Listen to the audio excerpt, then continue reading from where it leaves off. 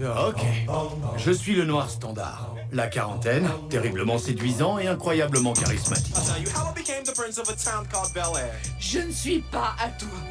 Tu peux pas claquer des doigts comme ça dès que tu veux me voir. Je ne suis pas à toi.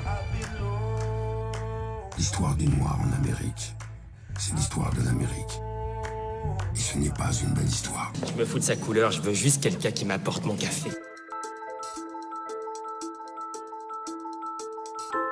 Une conversation autour de la machine à café, 4 blancs et quelques ragots.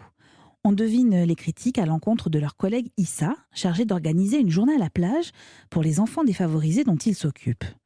Issa est là, à quelques centimètres d'eux. Elle n'a pas perdu un mot de leur cancan. Issa est grande, un charme fou, lumineuse, charismatique et noire. Après une petite explication de texte avec ses collègues, on la retrouve chez elle. Un appart en désordre, une fine lumière extérieure éclaire le salon-cuisine. Son compagnon s'affaire sur son ordi à chercher un boulot. Issa débarque, une tempête, regard noir et colère explosive. Ces blancs ont tenu une réunion secrète et ils se sont envoyés des messages entre blancs. J'ai fait une petite erreur pendant ma présentation et ils ont perdu toute confiance en moi. Maintenant je suis la blague de service qui a merdé. Les blancs avec qui je travaille font tous les jours des tas de conneries. Ils n'ont rien dit à Caleb quand il a fait faire aux gosses ses marionnettes racistes. Où sont les emails? J'ai rien su dans ma boîte mail. Est-ce que tu en as parlé à Johan? Non, après je vais paraître trop sensible. Putain, c'est vraiment pas juste. Je sais, mais t'as qu'à assurer à mort pour leur prouver qu'ils ont tort. Ouais. Voilà pour la voix française. Et maintenant, la vraie voix d'Issa. They're having secret white meetings and they're sending secret white emails. I made one mistake during my presentation and they lost all faith in me. You know, now I'm the black girl who fucked up. And white people at my job fuck up all the time. They didn't say shit to Caleb when he had the kids make those racist puppets. Where are those emails? I didn't get shit in my inbox.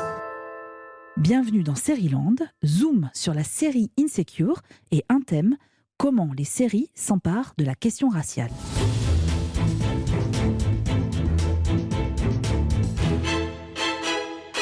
Sérieland, c'est le podcast qui vous raconte les séries par celles et ceux qui les aiment et les font.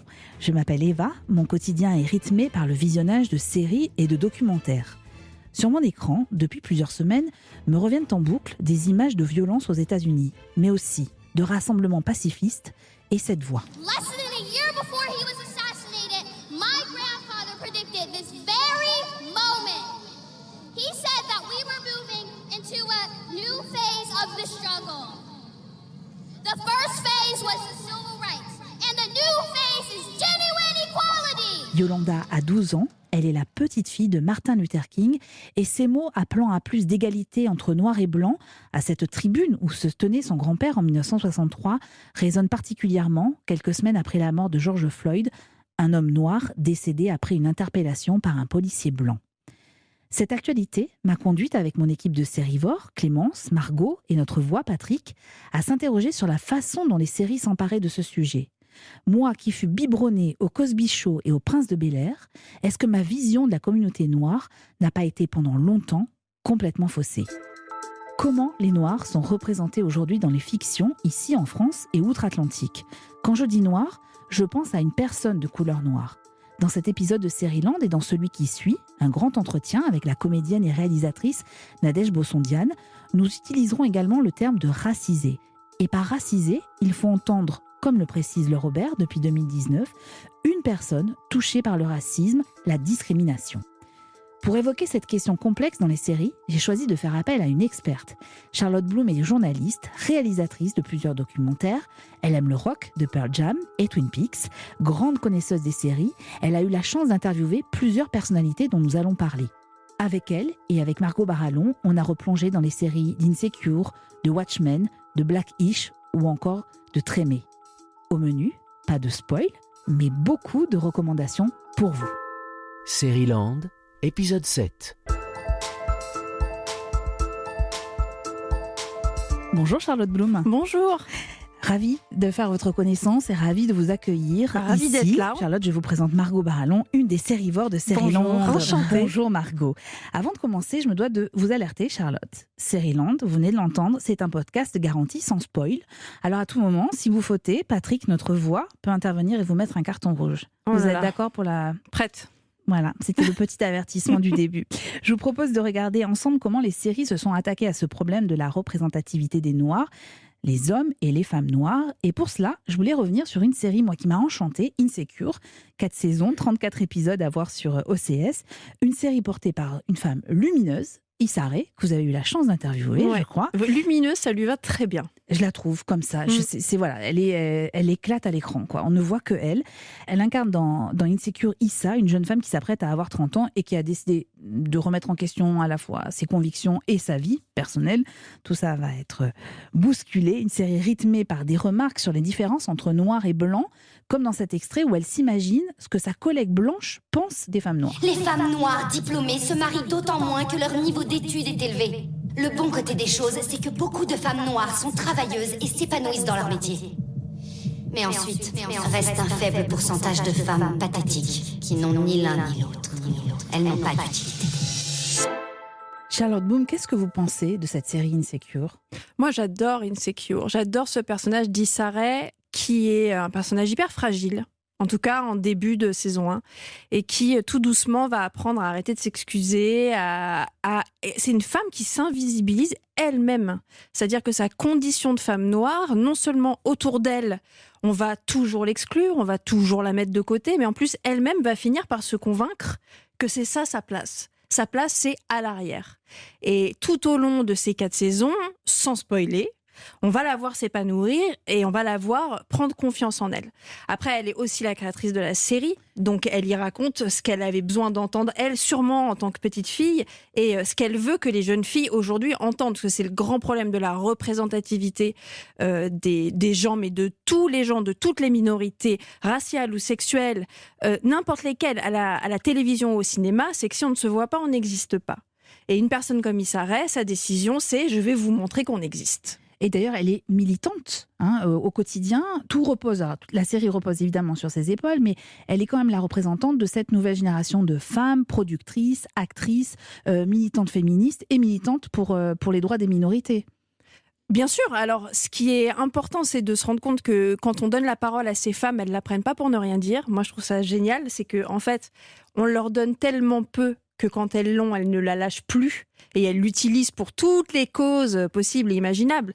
Une femme noire à qui on donne enfin la parole, elle ne va pas la garder pour elle, en fait. Elle va parler de sa communauté, elle va parler de ses sœurs, elle va parler des problèmes qui sont autour d'elle. Et Issa Rae fait partie de ces grandes voix comme une Ava DuVernay, comme une Shonda Rhimes, comme une Oprah Winfrey. Et on voit toutes ces femmes qui se serrent les coudes et qui se soutiennent et qui parlent des problèmes les unes des autres. Cela dit, elle ne se montre pas sans défaut dans sa série. C'est vrai. Sa meilleure amie non plus n'est pas sans défaut dans sa série. Donc elles ne sont pas dans un fantasme de la femme noire parfaite. Ce sont des femmes. Margot ? Alors justement, ça c'est très intéressant et vous parliez d'une femme fragile alors que très souvent les femmes noires, il y a ce mythe de la strong black woman qui revient dans énormément de séries où en fait pour exister, elles doivent être extraordinaires. Si je pense à Miranda Bailey dans Grey's Anatomy, à la fin elle devient chef du service de chirurgie et c'est vraiment une femme qui a un parcours assez exceptionnel. Et là justement, dans Insecure, c'est pas ça, en tout cas au début. Mais c'est le cliché de la femme noire en colère, c'est pas un cliché de fiction.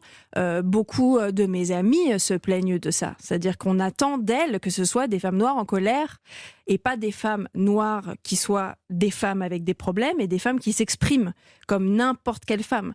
Moi, ce que je trouve très beau aussi dans Insecure, c'est que elle traite ses personnages féminins et masculins, qu'ils soient blancs, qu'ils soient noirs, de la même façon. Par exemple, c'est quand même une des rares séries qui va montrer des scènes de sexe entre 2 personnes noires, comme on filme dans toutes les séries des scènes de sexe entre 2 personnes blanches.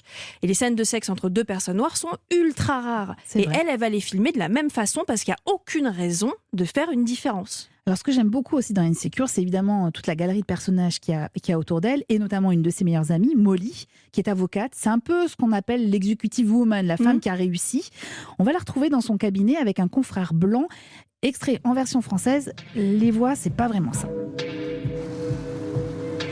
J'arrête pas de dire à Ashley qu'on a un bébé en route et que c'est pas le moment de construire une terrasse. Oh, arrête un peu, tu viens de toucher un gros bonus réservé aux blancs. Comment t'as découvert ça, toi? Oh, regarde, on a une nouvelle stagiaire black. Oh, je vois le genre.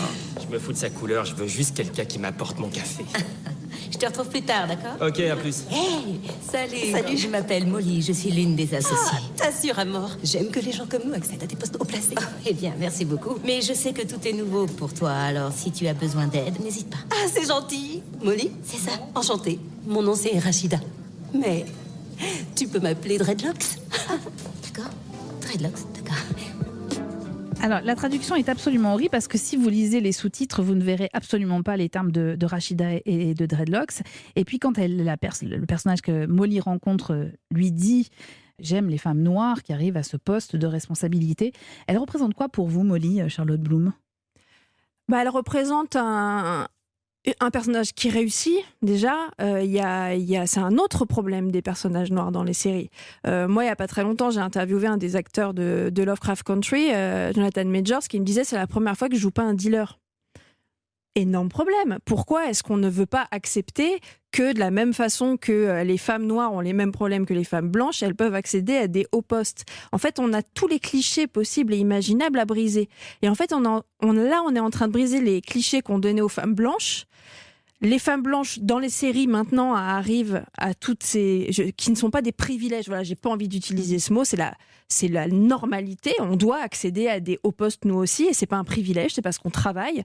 Et maintenant qu'on a brisé ça pour les femmes blanches, on est en train de le briser pour les femmes racisées. En fait, on a un temps de retard pour les femmes racisées. C'est comme si on faisait tout par étapes et qu'il fallait à chaque fois faire accepter au public. Et quand je dis faire accepter au public, pardon, mais je dis faire accepter aux hommes qu'on va montrer ces personnages comme ça. Et le personnage de Molly, c'est une femme qui travaille énormément, on la voit, qui rentre à des heures pas possibles au boulot, qui a du mal à trouver un mec parce que souvent elle est supérieure à eux économiquement. Elle est très forte, elle est très sûre d'elle, elle est habillée en working woman. Voilà, elle a aucun cliché de ces nanas de Los Angeles qu'on montre avec un espèce de bagou too much, etc. Donc c'est presque une femme blanche, en fait, Molly, quelque part. Est-ce que vous la trouvez moderne, cette série Insecure ? Je la trouve moderne dans son propos, je la trouve pas moderne dans sa réalisation. Mais ça, c'est un autre problème. Par ailleurs, c'est bien de préciser aussi qu'elle est souvent réalisée par des femmes noires. Oui, ce qui, ça aussi, est malheureusement une énorme rareté. C'est-à-dire que déjà, des séries réalisées par des femmes, c'est une catastrophe. On est à 10%, je crois, des réalisateurs, réalisatrices, enfin des femmes, c'est 10% des réalisateurs. Et alors les femmes noires, c'est une catastrophe. Donc c'est important de rappeler que là, il a été volontairement désiré de donner du travail à toutes ces femmes noires qui n'en trouvent pas parce qu'on leur en donne pas. Donc des séries comme Insecure ou des séries comme celle d'Ava DuVernay, on va faire appel à ces femmes. Alors la série, évidemment, je la trouve moderne, notamment pour ses histoires de scènes de sexe, pour la façon dont on parle des inégalités au travail, c'est hyper important. Après, dans sa structure, dans sa réalisation, dans la façon dont elle raconte, c'est extrêmement classique. Enfin, elle se distingue pas de Girls ou d'autres séries qu'on a eues pendant la dernière décennie. Vous avez rencontré Issa Rae ? Oui, j'ai rencontré Issa Rae, qui est le plus grand soleil que j'ai rencontré de ma vie. Elle est extraordinaire. Et en fait, ce qui est génial, c'est qu'on peut parler avec elle des inégalités raciales de manière très calme. Voilà, ce cliché de la femme noire en colère, il n'existe pas chez Issa Rae. Et elle est extrêmement optimiste. C'est-à-dire que moi, en face d'elle, j'étais plus pessimiste qu'elle. Elle sent qu'elle est un rouage de ce truc qui est en train de se décoincer tout doucement. Elle y croit. Elle y croit et surtout, je pense, mon analyse l'ayant rencontrée, j'ai passé une demi-heure avec elle, ça m'a laissé le temps de l'observer, de voir comment elle me parlait. Elle s'oblige à rester positive, elle s'oblige à continuer à sourire, elle s'oblige à dire on va y arriver parce que si elle lâche, tout lâche. Ah oui, mais c'est énorme responsabilité. Et c'est ce que j'allais vous dire, c'est presque grave de dire elle s'oblige. Oui. Après, comme toutes les femmes qui ont des responsabilités, elle va dire ce n'est pas une responsabilité, c'est un honneur. D'avoir le poids de ses sœurs sur ses épaules. Et c'est quelqu'un qui pousse toutes les femmes autour d'elle et qui les aide à travailler. Donc oui, c'est lourd, oui, c'est une responsabilité, mais je pense que chacune d'entre nous, et là je parle des femmes en général qui se sont battues pour arriver à quelque chose, on sait que si on lâche 5 secondes, on nous fait plus confiance. Et en 2020, c'est encore vrai. Oui. Vous parliez d'Ava DuVernay, on va en reparler dans quelques instants, mais avant d'évoquer d'autres séries qui mettent en avant des femmes et des hommes noirs, je voulais qu'on fasse une petite pause pour regarder dans le rétro. Notre sérivore Clémence Olivier s'est plongée dans les archives de Star Trek. Vous allez me dire, mais pourquoi Star Trek ? Eh bien, réponse avec Clémence.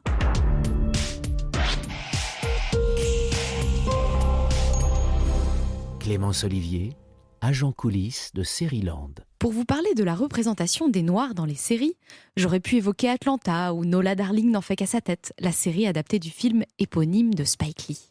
Mais en cherchant, je suis tombée sur une histoire qu'il faut absolument que je vous raconte.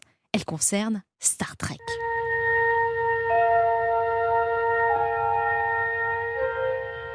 Espace, frontière de l'infini, vers laquelle voyage notre vaisseau spatial.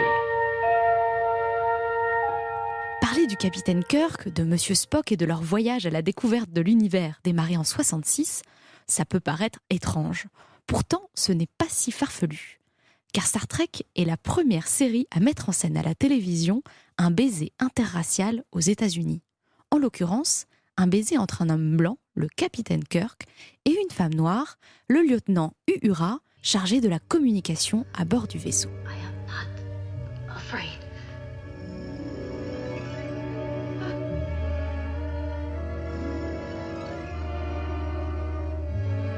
Cette scène peut vous paraître anodine aujourd'hui. Pourtant, lorsqu'elle est diffusée en 1968 sur la chaîne américaine NBC, c'est un véritable événement. Les Américains n'en croient pas leurs yeux. Les partisans de la ségrégation raciale manquent de s'étouffer devant leur téléviseur. Quant aux femmes noires, elles commencent à se dire qu'un autre monde, plus libre, plus égalitaire, est possible. À l'époque, le Civil Rights Act, qui interdit toute forme de ségrégation raciale, n'a que quelques années. Juste avant la sortie de l'épisode, en avril 68, Martin Luther King a été assassiné. Et au moment de la diffusion, en novembre, les mariages entre personnes blanches et noires sont encore interdits dans de nombreux États. On comprend mieux pourquoi un simple baiser a fait l'effet d'un choc.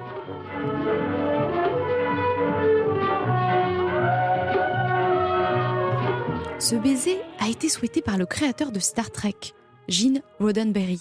C'est un petit miracle. Pour qu'il ait eu lieu, il a fallu que les planètes s'alignent. La comédienne qui jouait le lieutenant Uhura, Nichelle Nichols, présente dès le début dans l'équipage, a bien failli quitter la série avant qu'il ne se produise. Elle en avait marre de jouer dans Star Trek. À cette époque, sa carrière d'école, elle chante avec Duke Ellington, joue dans une pièce de James Baldwin et rêve d'autres galaxies. En 1967, elle avait même annoncé au producteur son intention de partir après la première saison. Mais un homme la convainc du contraire. Et pas n'importe lequel, c'est Martin Luther King, le leader du mouvement des droits civiques noirs américains. Pour lui, la comédienne est un symbole, car elle est la première femme noire à jouer un rôle majeur dans une série télévisée. Renoncer, ce serait donc desservir la cause. L'argument convainc Nichelle Nichols, elle continue l'aventure. Security sweeps of all decks are negative, Mr. Spock. No evidence of intruder. Very well. Cancel red alert, but maintain increased security. Aye, sir. All decks cancel red alert. Maintain increased security. Mais un autre obstacle se met en travers du chemin du créateur de Star Trek, qui rêve de voir s'embrasser à la télé une femme noire et un homme blanc. C'est la chaîne NBC. Les producteurs refusent qu'un baiser interracial fasse partie du scénario de la série. Et peu importe si dans l'épisode, les deux personnages sont amenés à s'embrasser parce que de vilains extraterrestres les y ont forcés. Alors, quand ils se rendent compte que le baiser entre Kirk et Uhura vient d'être tourné, ils sont furieux. Ils imposent l'enregistrement d'une autre scène sans embrassade.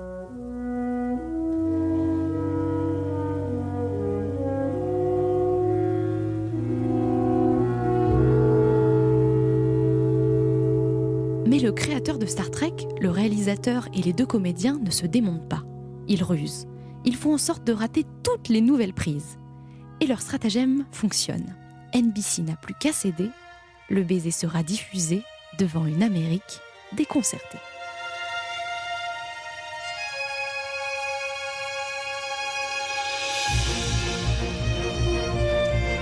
Cette séquence vue par des dizaines de millions d'Américains, c'est aujourd'hui une scène culte. Elle a marqué l'histoire de la télévision et l'histoire tout court. Elle a ouvert la voie à plus de diversité à l'écran. Surtout, elle a fait comprendre à une petite fille noire que devenir actrice était possible. Cette petite fille, c'était Whoopi Goldberg. Maintenant que vous avez envie de regarder cette série, on va quand même vous dire où vous pouvez la trouver. Star Trek, la première série, elle est en 3 saisons, 79 épisodes, et vous pouvez retrouver la séquence du baiser sur YouTube.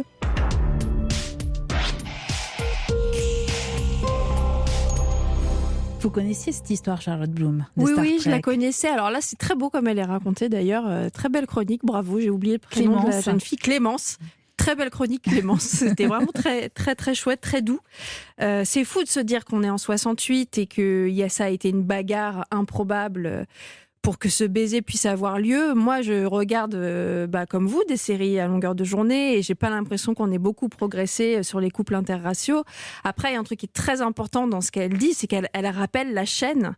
Et à l'époque, le nombre de spectateurs, là, on est sur une chaîne hertzienne, est énorme. Donc, c'est pas l'impact qui peut avoir Insecure aujourd'hui sur HBO. Bien sûr. N'est pas du tout, est tout petit par rapport à l'impact que ce baiser-là a pu avoir vu par des millions de téléspectateurs. Donc c'est encore plus important.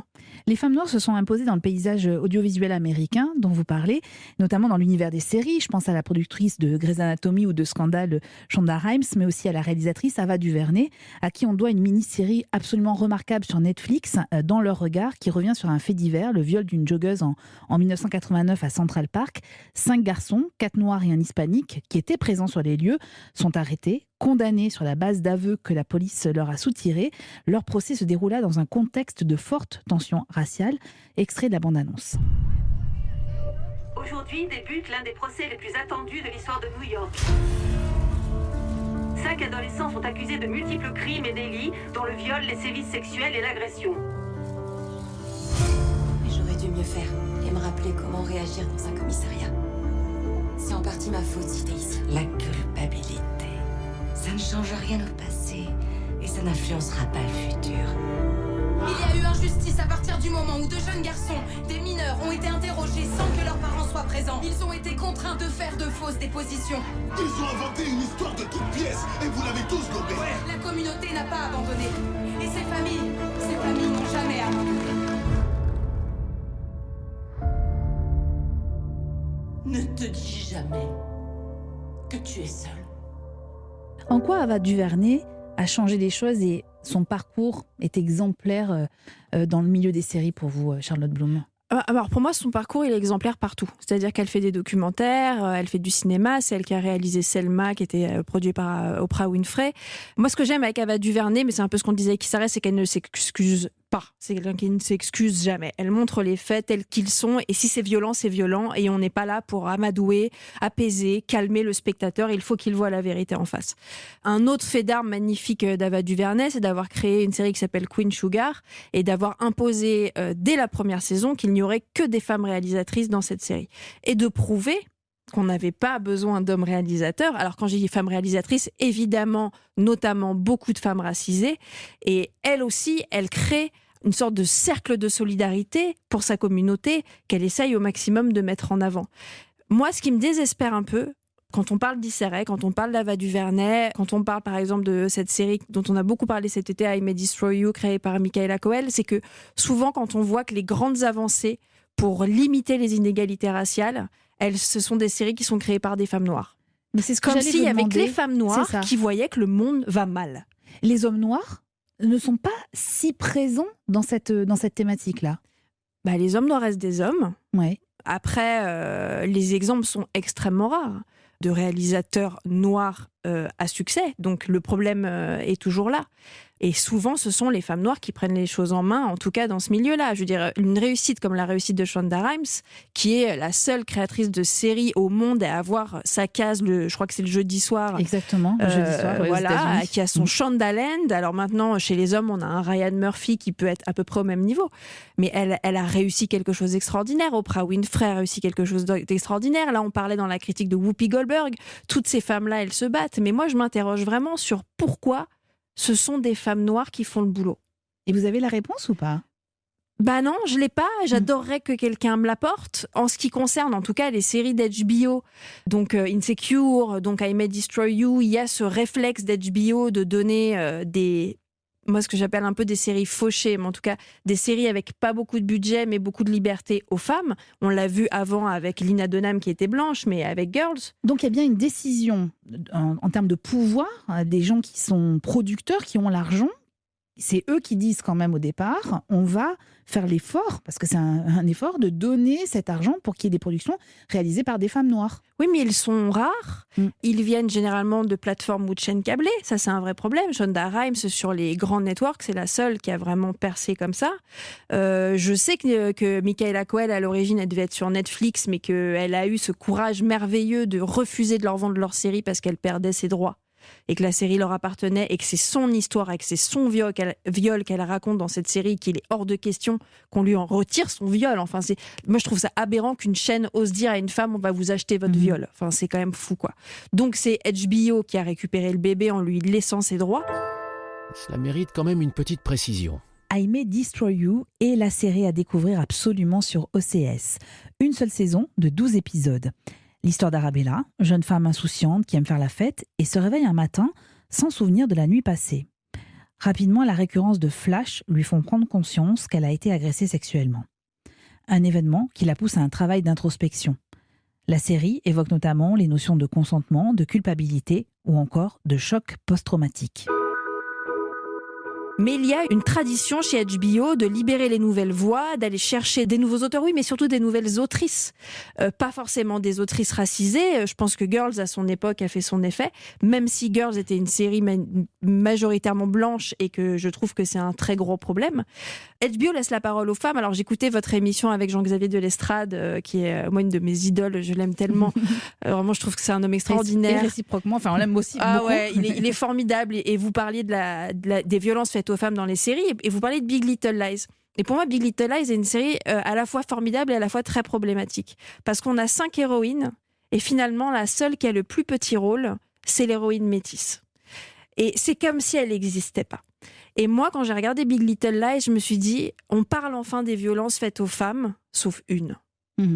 Pourquoi elle ? Et je crois qu'il faut vraiment se poser devant chaque série et réfléchir à comment on raconte les histoires pour faire attention. Les inégalités, c'est pas un détail. C'est hyper important. Margot ? Ça, on peut quand même se dire que ça va peut-être changer. Si je reprends l'exemple de Big Little Lies, c'est produit par Reese Witherspoon qui depuis s'est engagée avec une autre série dont on parlera plus tard qui est Little Fires Everywhere et dans laquelle justement là c'est vraiment 2 héroïnes au même plan, une noire, une blanche. D'ailleurs, elle est coproductrice avec Kerry Washington qui incarne donc la femme noire. On peut se dire voilà, depuis Big Little Lies, Reese Witherspoon qui donc avait vraiment intégré la nécessité de mettre en avant des femmes intègre aussi celle de mettre en avant une femme racisée. Mais c'était il y a 3 ans. Big Little Lies, c'était il y a 3 ans. Donc on avance, mais on avance tellement doucement. Et là, c'est bien parce que Reese Witherspoon et effectivement Nicole Kidman, toutes les femmes là qui sont en train de devenir productrices, elles ont ça entre les mains, mais prenez-le, quoi. Saisissez-vous de tous ces problèmes.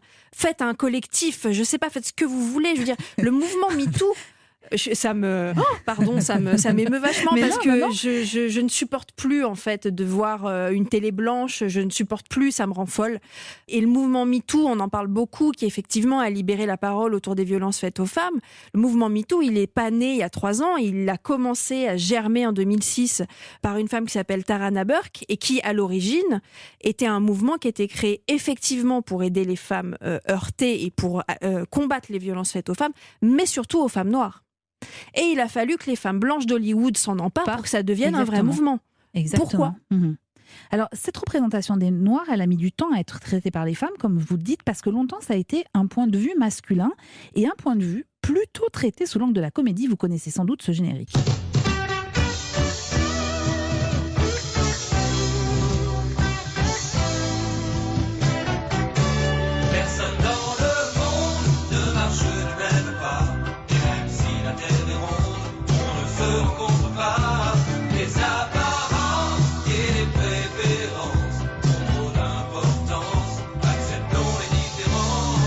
Là, comme ça, je suis sûre que vous l'avez en tête pour la fin de la journée. Arnold et Willy, mais je pense aussi au Cosby Show. Pourquoi ce registre de la comédie, selon vous, dans les années 80, la décennie 80, où on parle des Noirs, mais sous l'angle de la comédie, avec une constante qui est celle que les personnes, généralement, ces personnes représentées sont riches aussi. Il faut qu'il y ait qu'il y ait de l'argent. Alors, pour le cas du Cosby Show, même si ça nous arrache un peu la gueule de parler de Bill Cosby aujourd'hui, d'accord. mais c'est pas grave, on va parler du Cosby Show. Cela mérite quand même une petite précision. Le Cosby Show a marqué l'histoire de la télévision, plus de 200 épisodes au compteur. La série est alors portée notamment par Bill Cosby, créateur de la fameuse sitcom. L'homme est accusé par plusieurs victimes d'agressions sexuelles et de viols. En 2018, il écope d'une peine de 3 ans et demi de prison pour avoir drogué et agressé sexuellement la sportive Andrea Constant. Le but, c'était quand même d'arrêter de montrer justement ces familles noires pauvres dans la drogue, etc. Il faut montrer toutes les familles. Et c'est exactement la même chose dans Le Prince de Bel-Air. Il y a un désir, il y a une volonté de montrer des familles riches, noires, ne serait-ce que pour le public arrête d'avoir peur d'eux. Enfin, c'est ridicule à dire comme ça. Mais il faut déshabiller les clichés pour que les gens changent leur façon de voir les gens. Quand Jonathan Majors me disait sur Lovecraft « Enfin, je joue pas un dealer », et oui, c'est ça. Bah ouais, il faut qu'on arrête de montrer les noirs être des dealers. Enfin, je veux dire, il n'y a pas un rôle de noir. Et pour moi, voilà, ces familles riches, c'est quelque chose de positif. Après, pour ce qui est de la comédie, j'ai l'impression que c'est le premier petit pas pour faire accepter qu'on va montrer quelque chose de nouveau. On va vous faire rire. On va pas vous montrer une histoire de famille noire, on va vous faire rire. Et il se trouve qu'ils sont noirs. Et c'est après l'intelligence des scénaristes d'intégrer des thématiques très importantes dans ces comédies, sachant que quand même dans Arnold et Willy, c'était 2 gamins noirs adoptés par une famille blanche.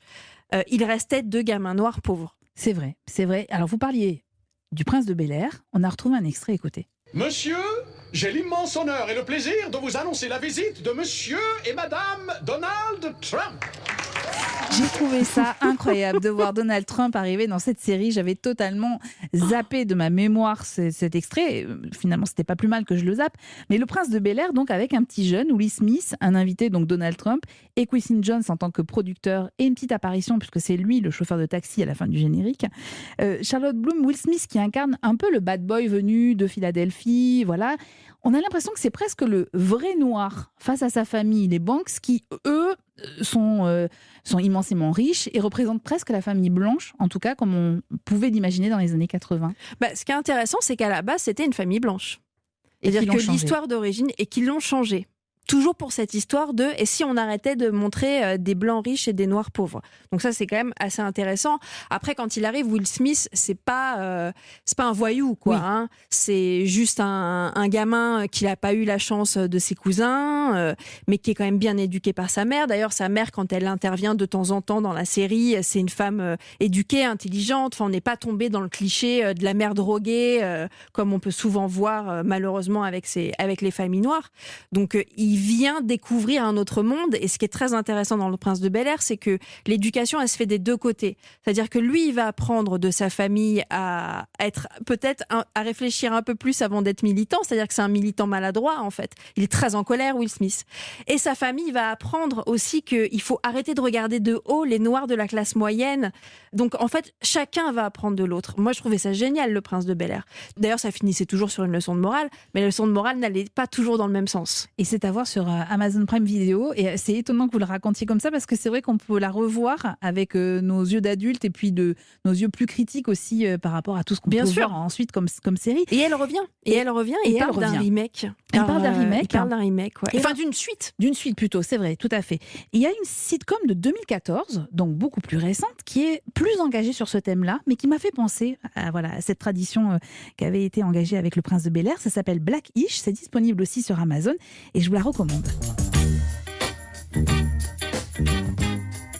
On était si peu noirs chez Steven Selido que ça nous donnait l'impression de faire partie d'une petite famille. Alors, quand l'un de nous réussissait, c'était comme si nous réussissions tous. Et pour l'instant, j'étais celui-là. Je dis pas que je suis le Martin Luther King de Steven Selido, mais si d'autres personnes le disaient, elles n'auraient pas tort. Alors là encore, on est dans une famille noire très aisée, mais les revendications communautaires sont fortes. Il y a une dimension politique, moi je trouve, assez inédite, en tout cas si on s'en tient au genre de la sitcom. Vous la connaissez, cette série ? J'adore Black-ish.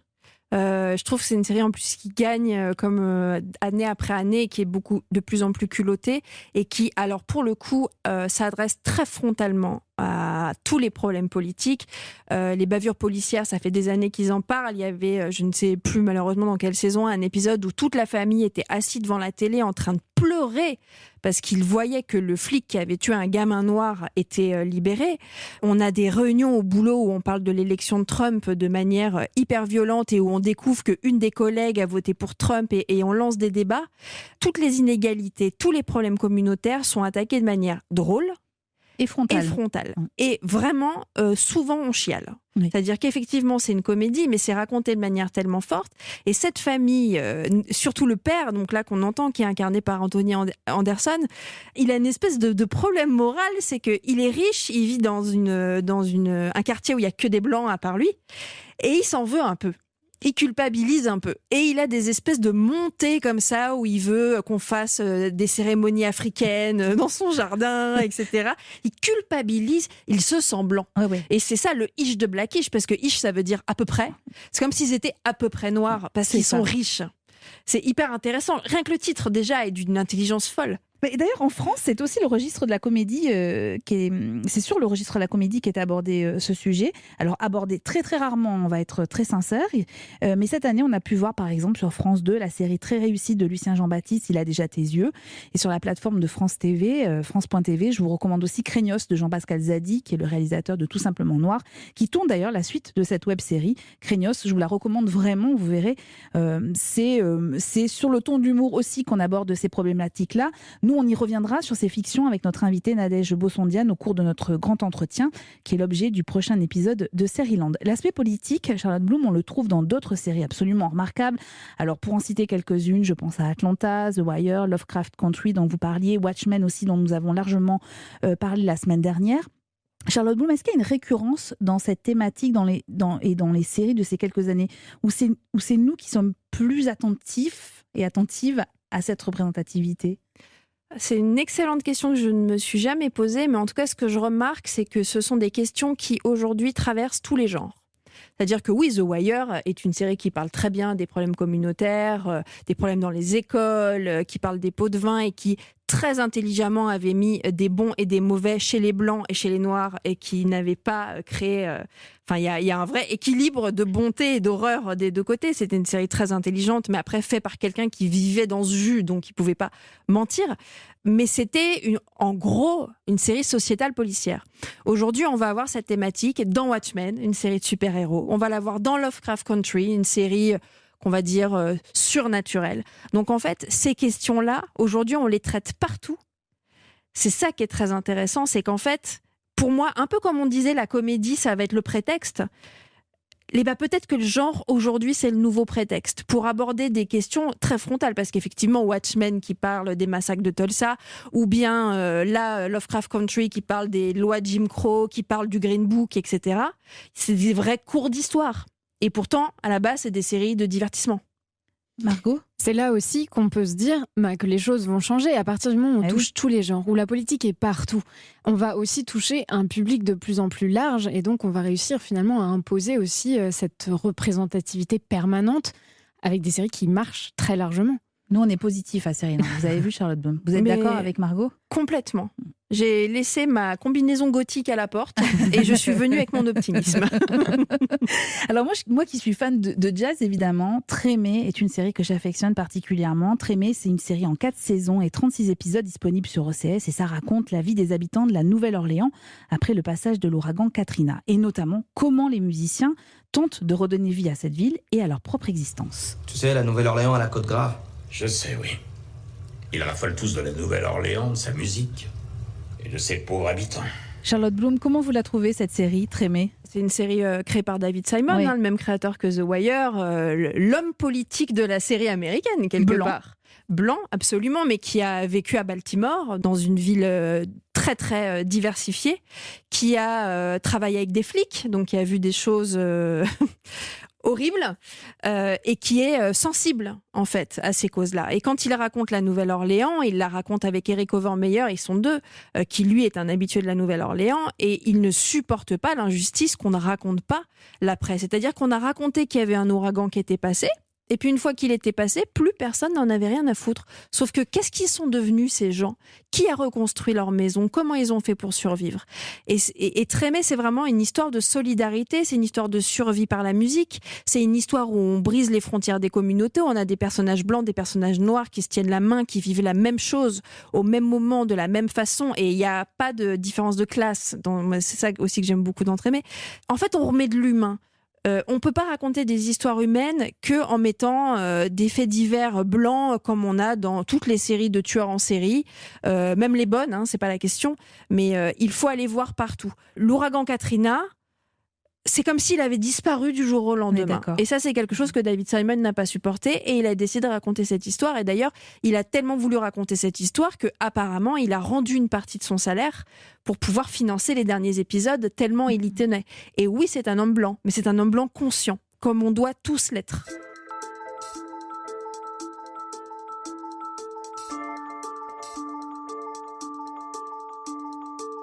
Charlotte Bloom, si vous deviez garder une seule de ces séries qui évoque cette thématique de la représentativité des personnes noires, vous retiendrez laquelle ? J'adorerais citer une série de femmes, mais en vérité, je vais citer Watchmen.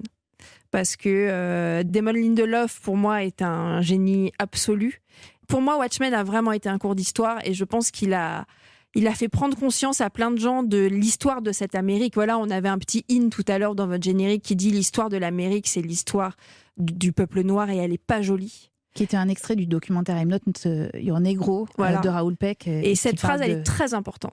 Et on peut plus raconter James Baldwin, et on peut plus raconter l'histoire de l'Amérique sans raconter l'histoire terrible, ce qu'ont vécu, la ségrégation, l'esclavagisme, etc. Et Watchmen est un merveilleux produit pop qui n'oublie pas l'histoire de son pays. Pour moi, c'est un peu la perfection. Alors moi, de mon côté, je vous recommande aussi Hollywood sur Netflix. Cet épisode pour évoquer la cité du cinéma au lendemain de la Seconde Guerre mondiale. Je ne sais pas pourquoi cette série m'est revenue en tête en travaillant sur le sujet de la représentativité des Noirs. Vous comprendrez ce qu'est être une femme actrice noire à cette époque, une série créée par Ryan Murphy. Et Margot, vous aviez aussi une série à nous conseiller.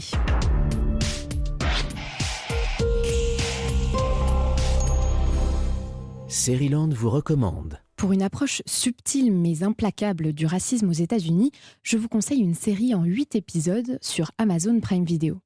Ça s'appelle Little Fires Everywhere, ça commence comme un polar, et c'est en réalité une plongée sans phare dans l'Amérique qui n'assume pas son racisme latent.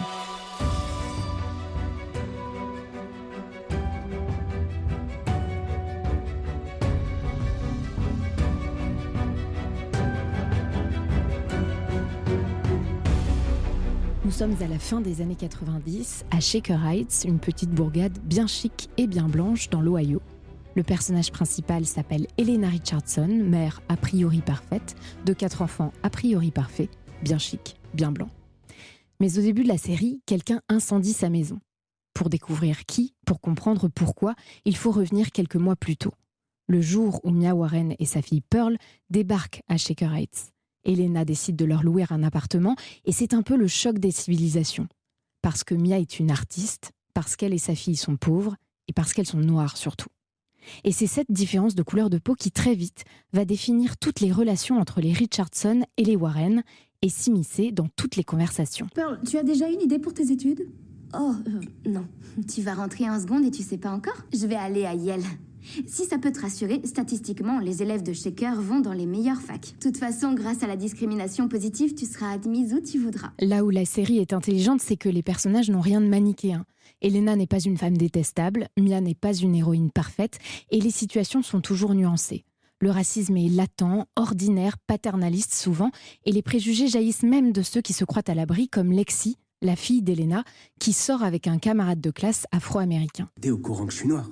Qu'est-ce qui te prend de me poser cette question ? Quand on est ensemble, quand on sort, est-ce que tu me vois comme un noir ? J'aimerais savoir comment J'en sais rien, putain ! J'en sais rien, comme un être humain. On m'a pas élevé de façon à différencier les gens par couleur. Mais tu me vois bien comme un joueur de foot et comme quelqu'un qui va entrer à Tu Princeton. peux arrêter ?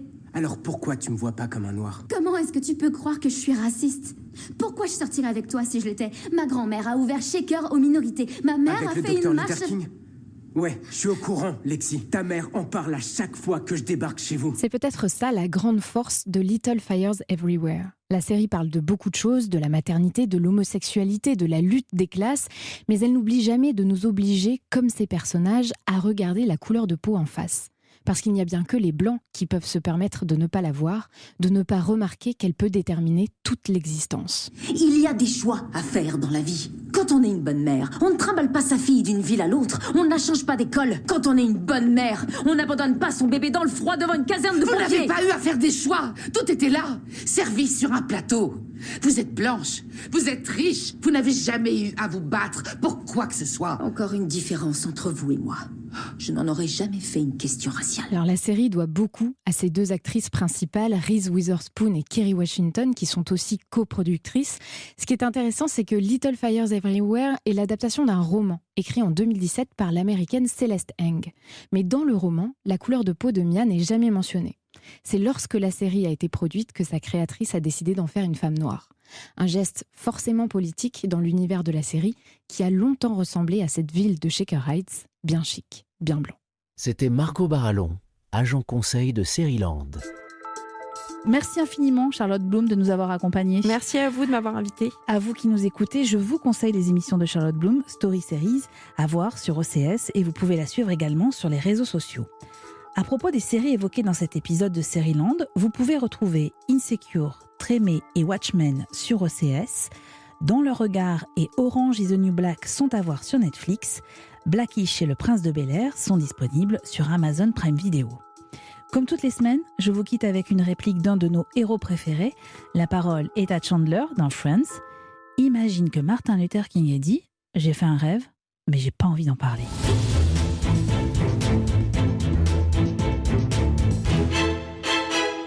Dans le prochain épisode de Seriland, vous pourrez entendre notre grand entretien avec la comédienne et réalisatrice Nadège Bossondiane. Après avoir débuté au cinéma et au théâtre, elle s'est fait connaître dans le rôle de la commissaire Douala dans Plus belle la vie. Avec elle, nous reviendrons sur cette question de la représentation des minorités dans les séries, un entretien cash à découvrir jeudi. Seriland est un podcast d'Europe 1 Studio, produit par ma fée, Adèle Ponticelli, réalisé par Christophe Pierrot et concocté en coulisses et en plateau par Clémence Olivier et Margot Barallon, que je remercie. Si cet épisode vous a plu, écoutez le suivant qui arrive très vite, mais surtout parlez-en autour de vous, commentez, faites-nous part de vos retours, de vos séries préférées. Partagez avec nous votre enthousiasme, mais attention, dans Seriland, il y a une règle, pas de spoil, et puis abonnez-vous, comme ça on ne se quittera plus.